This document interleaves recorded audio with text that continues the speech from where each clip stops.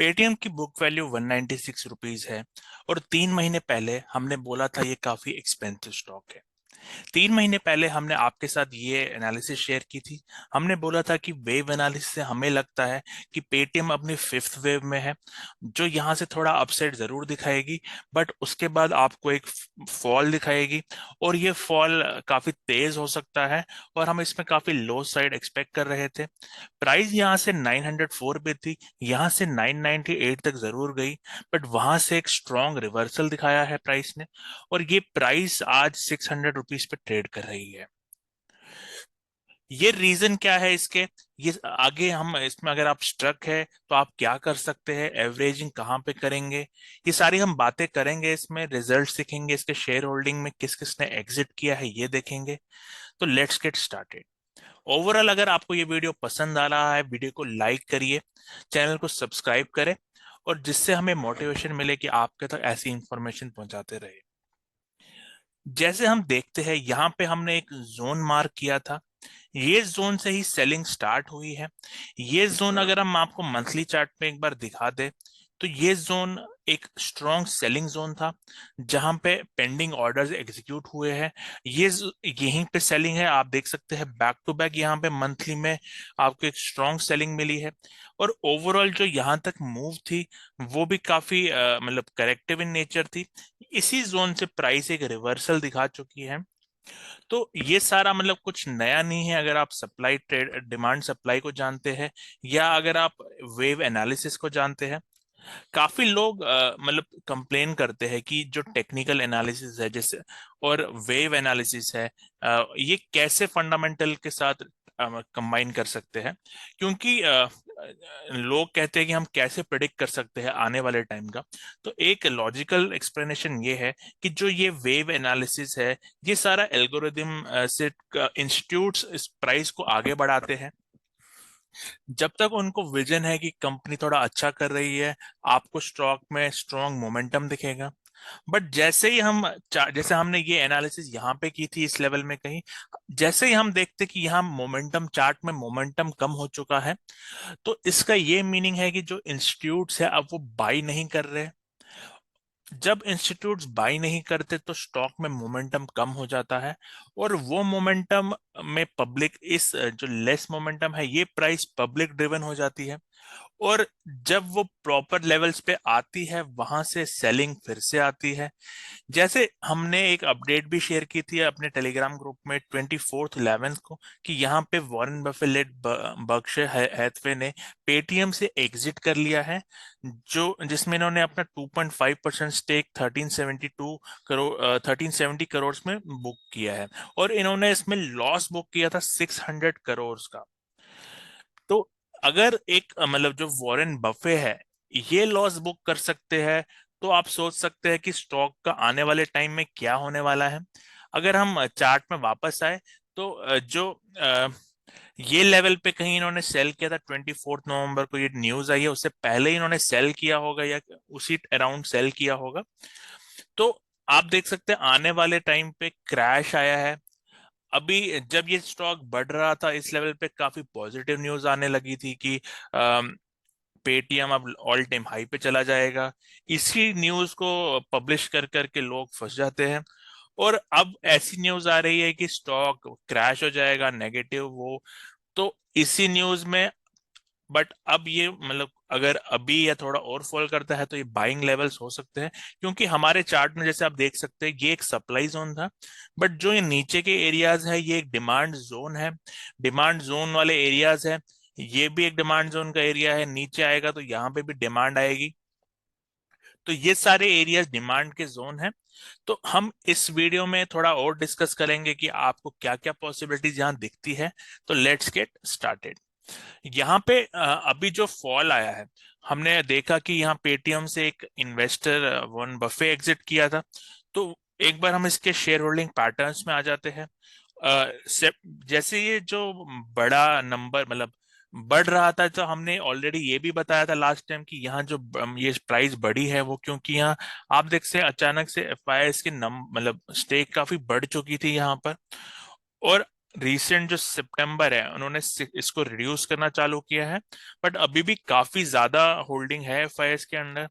जो डीआईएस है उन्होंने अपना नंबर अभी भी बढ़ा ही रखा है, जैसे सितंबर तक तो ये 4.05 ही है।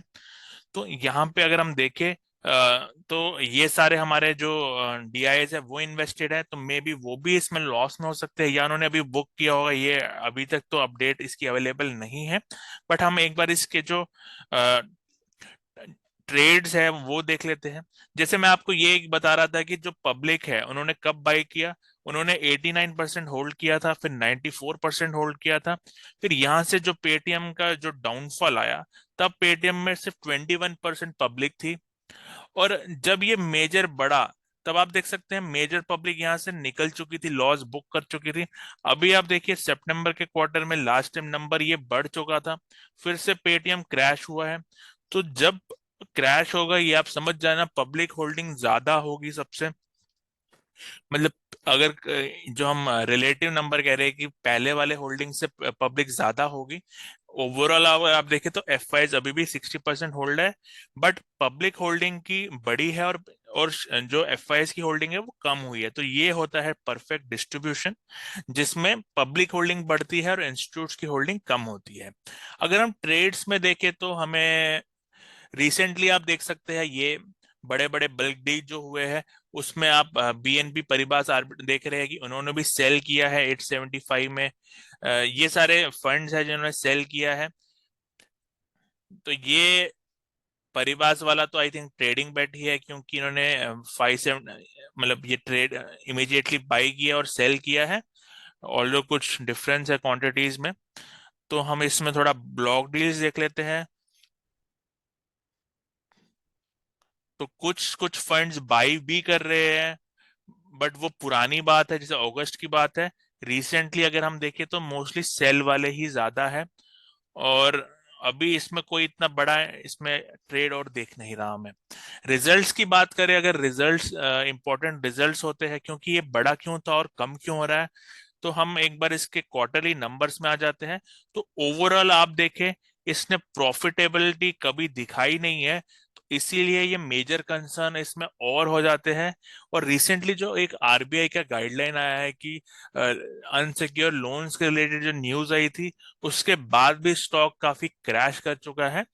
तो ये उसी स्टेट में आ गया जैसे माइनस, मतलब प्रॉफिटेबल कह रहे थे कि अभी ये और 1 2 साल 2 3 साल लगा देगा प्रॉफिटेबल आने के लिए।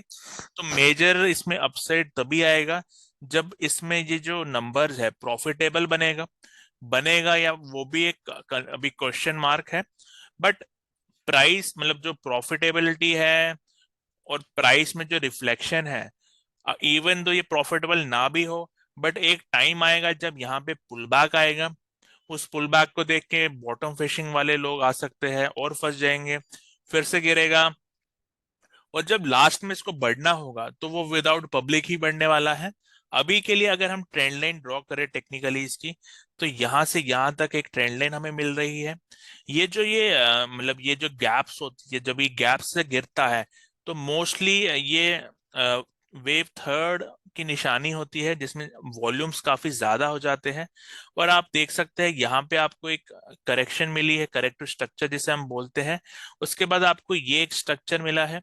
यहाँ पे अब क्या हो सकता है, मे बी इस डिमांड जोन जो है अभी CMP 606 है, हमें एक डिमांड जोन दिख रहा है जो है 577 लेवल पे, और ये एक्सटेंड करता है बॉटम में 472 लेवल तक। तो इसी जोन से या इससे पहले अगर आपको मतलब एक फिर से थोड़ा इसमें अपसाइड आएगा, अपसाइड में एक सप्लाई हमें दिख रही है जो है 645 लेवल पे। इस जोन से अगर प्राइस समझ लीजिए फिर से एक बार नीचे आ जाती है, तो हमारी जो ट्रेंड लाइन है वो यहाँ से अपडेट होके यहाँ पे आ जाएगी। और फिर जैसे ही इन डिमांड फिर से ट्रिगर करेगी और आपको इस ट्रेंड लाइन का ब्रेकआउट मिलेगा, तो इसमें फिर से एक शॉर्ट टर्म अपसाइड जरूर आएगा इस स्टॉक में। ये कब होगा, कैसे होगा, ये आगे की बातें हैं। बट अभी इस टाइप का कुछ हमें दिख रहा है इसमें। या तो डायरेक्टली अभी यहां से यहां तक इस ट्रेड लाइन को ब्रेक कर दे अगर प्राइस, तो भी डिफरेंट केस है। या आपको यहाँ पे एक स्मॉल पुल बैक देने के बाद गिरे और फिर इसको ब्रेक करे, तो वो भी एक केस है। और जो दूसरा मैं आपको एक चीज बता दूं इसमें, मोमेंटम अभी वेरी स्ट्रांग है, बट काफी ओवर सोल्ड है, विच मीन्स पुल बैक हो सकता है। बट उस पुल बैक को ट्रेड करने के लिए भी आपके पास कोई बाई सेटअप होना चाहिए, और वो आपको इंडिविजुअली देखना पड़ेगा इन डिमांड जोन से। हमने ऑलरेडी आपके साथ काफी शेयर किए हैं कि कैसे आपको लोअर टाइम फ्रेम में जाके बाई अपॉर्चुनिटी देखनी चाहिए, बट वो शॉर्ट टर्म हो सकते हैं। और अगर आपको प्रॉफिट हो रहा है तो उसमें आप ट्रेडर हो तो आप उसको बुक कर लेना। और मेजर इन्वेस्टिंग आप तभी करोगे जब हमने आपको बोला कि कुछ इस टाइप के या तो ट्रेंड लाइन का ब्रेकआउट होगा या इस वाली ट्रेंड लाइन का ब्रेकआउट होगा। और अल्टीमेटली अगर आप देखें, हमने एक लेवल यहाँ पे रखा है, तो ये 520 के नीचे अगर कोई बाइंग अपॉर्चुनिटी इस पे मिलती है, तो हम उसमें ज्यादा उसकी प्रोबेबिलिटी होगी वर्क करने की, क्योंकि ये जो जोन है इसके नीचे सारी लिक्विडिटी है। और इस जोन के नीचे एक जो हम बोलते हैं मतलब डिमांड भी अच्छी है। अगर ये ऑल टाइम जो इसका लो है वो भी ब्रेक कर दे, तो यहाँ पे कोई प्रॉब्लम नहीं होगी, क्योंकि स्टॉक ऑलरेडी आप देख सकते हैं एक लो में ही चल रहा है। तो मेजर इस लो को ब्रेक करने के बाद भी मोस्ट प्रोबेबिलिटी ये है कि इस जोन को ब्रेक भी किया इसने, तो फिर से इसमें अपसाइड ही आएगा। क्योंकि मतलब अगर किसी को बेचना भी है तो वो इतने लो लेवल पे तो नहीं बेचेगा, और मतलब यहाँ तक तो पब्लिक ही रहेगा, और फिर से उसको एक्सपैंड करके फिर से मतलब ये साइकिल चलता रहेगा। आप आईएएक्स का केस देखिए, जब ये लो ब्रेक हुआ उसके बाद फिर से एक अपसाइड आया। तो ये सारे कॉमन पैटर्न्स है जो सारे चार्ट में दिखते हैं।